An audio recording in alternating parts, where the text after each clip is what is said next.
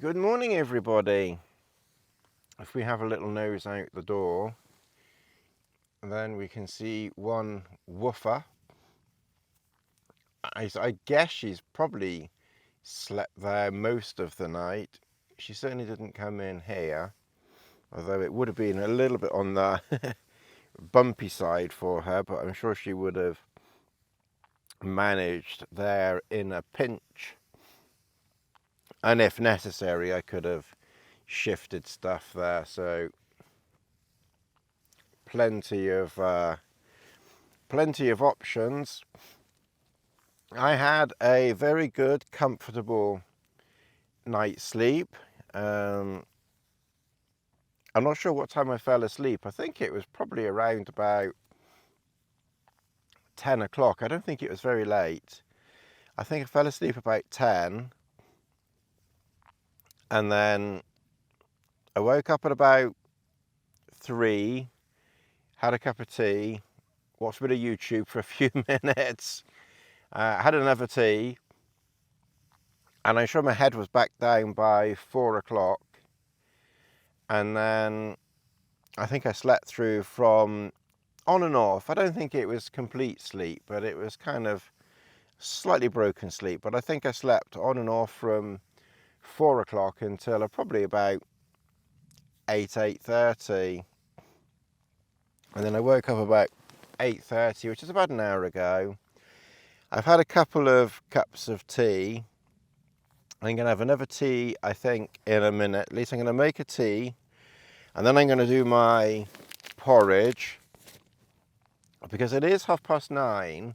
And it is the day when I do need to be heading back. It's not from the lake, so it's not as far.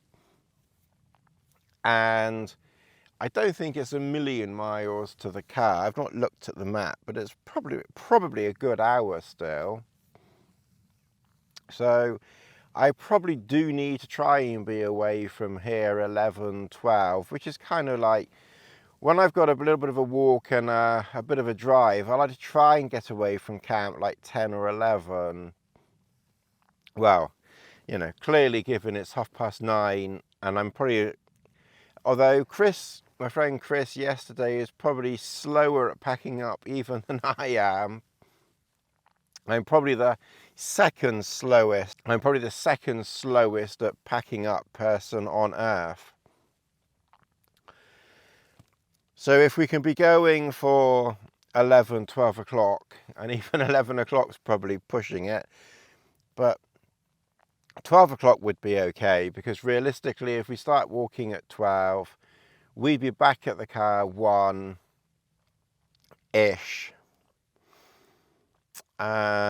Maybe just after 1, even 2, and it's maybe a maximum of 4 hours home from here. Probably less than that, actually. Actually, it's probably about 3 hours from here. You got the A road, so, you know, with a stop, I mean, it's no more than 4 hours anyway. So, you know, leave at 2 o'clock, back home by 6. We've got our usual mess. Obviously, we've brought the Akto with us on this trip. So if you're just, you know, joining us on this video, this is part whatever of this trip. We'll kind of see how they go when, you know, when I get home. I'll start editing and kind of play it by ear from there, really. But we've got our usual mess. This is the Insta 360 X3. So I've used it once, I think yesterday or the day before. I didn't know, yeah, I used it the day before. I didn't use it yesterday. That's obviously my tea stuff. Milk's going down, but it'll be enough for today. This trip, for a change, kind of, I'm using the DJI Action3, which just came out. So it'll kind of be interesting to see how that goes. And I've got the microphone plugged directly, you know, in the side. I'll maybe try and do a video on this camera. I was planning on doing a video on this camera, but I have to admit I never got round to doing it. I just didn't really have time when it's just a couple of nights, and especially when you're, you know, traveling with someone, it's not so easy to do, you know, to do videos like that. So, you know, that's something I can do another time if one of you is even interested. But basically, obviously with the DJI, you kind of now get your microphone system goes in that box, your batteries go in that box, and then you can just charge everything up, you know, neatly in one go. There's obviously a power pack built into that for charging the microphone up. There is no power pack within this, so you do need to charge it up separately, but you can press a button on the front and then you can kind of see the state, you know, of the batteries. So I quite like it, I must admit. We'll see what the quality is like. Obviously in here it's going to be yellow. In here it's going to be yellow, obviously because of the inner, but it kind of be interesting to see what it's like. It has gone 9:30, so I think I do need to get some breakfast on the go. I'm hoping that the sun, there's a hill behind us, which you can't see from here obviously, but that there is a hill behind us. So I'm hoping the sun fairly soon comes over that hill and can start drying the outside of this tent off a little bit. I also picked up this new, it's a slightly more compact, it's not as long, carbon tripod, but it's a lot shorter. I put a Gitzo head on it because it's literally the lightest ball head that I have. I even got another ball head from Amazon, but it wasn't as light as this ball head, so I ended up sending it back. But I've got this sort of light-ish weight, you know, mini tripod. It's probably about 60 centimeters high. It's not as high as my Gitzo tripod, which is more of a full length, you know, tripod.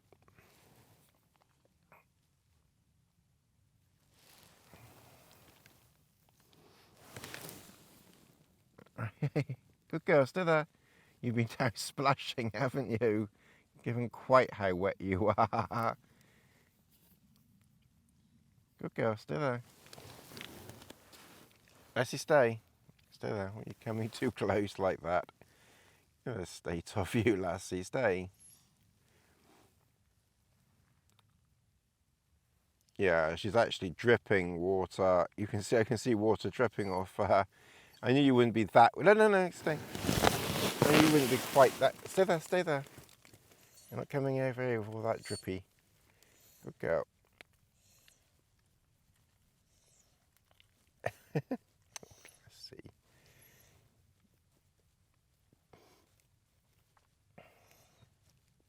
Dripping like that, and you'd been in the water. Well, we've packed everything up. We didn't get eaten by the scary beast of the Peak District. I can show you camp there. As you can see, it's very, very rough and tussocky through here, and it was kind of just by luck that I saw a tiny flat space there. You can see that kind of the tent went over there, and it kind of came down here. You know, my feet were probably in this bit here. It barely stayed in place with the 4 corner pegs, but the 2 pegs at the very end on strings, and the 2 pegs on strings here, or guy lines, and then obviously the pegs on each side, they were, you know, very, very firmly anchored, so it wasn't going to go anywhere. It certainly wasn't, you know, it certainly isn't the best of pitches in there, but it does give you an illustration that even in a tent, you know, within reason, you can pitch in fairly remote places. I think Lassie just wants to, this grass is very, very rough for walking on. Go on then, go and do your splashing. And then show everybody the little pool that you found. This is where we took water from. I had to take it from the surface here, obviously after Lassie had had a bit of a play. Go on then, go on then, go on then. Okay, go on then. Okay. God. Have a splash then. Obviously after Lassie had had a good old, go on then, splash. It's not a very big splashing pool for you, is it? But the water kind of comes down there, but you can only just see it. There's not, it's still quite dry. There's not a huge amount of water. You can see there's another pool of water. Actually, I may have taken the water from that one, actually. But you can see it's not exactly fast flowing through here at the moment. I guess once they've had some more rain, it will flow, you know, somewhat quicker than that. But it's very grassy, so that does lead one to wonder whether, you know, they get a huge amount of water coming down through here. I mean, they must do, because you've got quite big sides coming down there and coming down here. It seems very, very grassy. You know, I just would have thought if there was a substantial amount of water coming down here, it would just be more, even if it was dry, more banked. Can't really describe what I'm talking about, really. I'm sure the people listening to me understand what I should just talk like R2-D2 or something like that, because I'm sure that those who actually, you know, watch me probably understand Tony language better than Tony does, to be honest. So the plan now, oh God, the plan now is we came down here. We came down, no we didn't, we came down here, found this spot here. Now up there is the path that goes straight down. Now Chris said it's quite steep, so he went back a slightly different way, but I think I'm going to tackle that path because I want to see what it's like, because I think from parking down there, it's probably a direct route up, you know, to this section here, you know, and for heading over to the north side, because I'm kind of thinking that, all right Lassie, good girl. So I'm kind of thinking that when we go up Jacob's ladder, which is the other side, Lassie, which is the other side of this hill here, it takes you up to those rocks and things on the horizon over there. Kind of reminds me a little bit of Sowerton Tor on Dartmoor, that. But then you've then got to come all the way around the back of here to get to here. And I think if you're going to tackle the north side, you're probably better off coming straight up this side and then crossing over. Obviously, if you're going to be here for a couple of nights, then, or a bit longer, then maybe go that way you know, around, but I just want to come down that way and just see what it's, you know, and just see what it's like, really. Okay. Well, I mean, congestion is so annoying in my nose and the back of my throat. All right, lassie, we're going to have to get going now. You've done your splashing, you've done your bit on TV. Right. Onwards and, well, downwards really, because there's no point in going up that way to go down. We can actually go around the hill here and then down, join the path and down once we find it. Okay, well, we decided to cut a corner, Chris. I have a feeling that your path, well, the one that you didn't do this time, but you did before, I think is following that wall, and I'm guessing the heather is down there, and then it's probably going to go through those trees and then over to those houses, farm over there, and then the Pennine Way is probably somewhere down there. But we kind of thought, well, to get to that, the top of that, to go down, you kind of got to go, you know, all the way across there. So we've kind of decided to come down this bank here, and it's quite steep. We're not on that really steep bit there, but I mean, that's the camera held level. You can see that's the camera held level on the horizon. We're not doing any pretending that it's steep. This is pretty steep, although I have to say it's even steeper there because you can't even see some of it from here. It's pretty good going. It's pretty easy, to be honest with you. It looks, I mean, you know, it is steep. It is steep, but this grass is very grippy. It's very grippy on your shoes. You're not going to slip. If this was rock or stone, you know, absolutely no way. Even if it was grippy, I just wouldn't do it. It'd be too scary. I just couldn't do it. And if it was mud or, you know, slick, no. But it's this grass. I find grass is very grippy. So I think what we're going to do is we're going to head down towards those sheep over there, and there might even be a bit of a path that goes through over there and then down, I think. I don't know whether that's a path or not. Maybe we're in the wrong area. I don't know. Anyway, we're going to head down there. I think it is a path, because I think you can see a path that goes around there. So we're going to head down.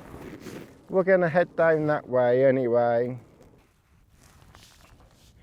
Okay, well, we're near the end of the walk now.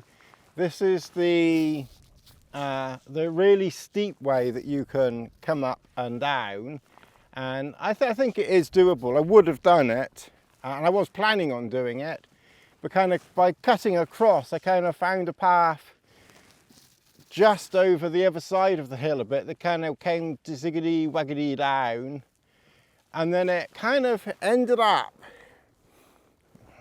at the top of those trees, that little mini wood.